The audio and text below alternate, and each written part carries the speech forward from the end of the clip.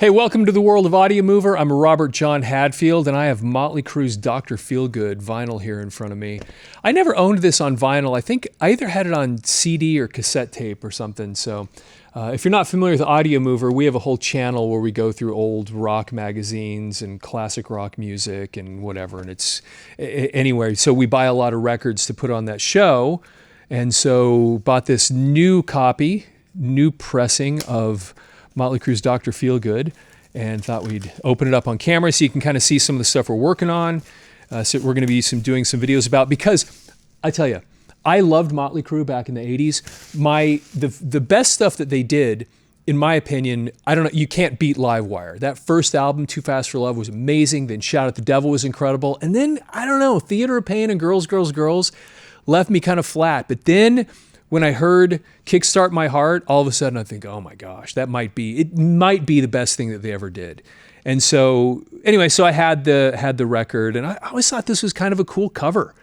You know, the way they wrote Mötley Crüe, just this whole thing just had this kind of sinister, cool look to it. And then, you know, at this point, this came out in September of 1989, and so produced by Bob Rock, and they were starting to, I don't know, I felt like they were coming back a little bit. So but I'd never seen the inside of this thing before to see what this looked like. This is kind of interesting. So they have these file folders for each one of the guys. So kind of interesting. If you're not familiar with Audiomover, like I said, it's a full YouTube channel where we go through and we actually talk through records and go into all the interesting detail about this stuff. So here we have, and the song Dr. Feelgood was pretty good.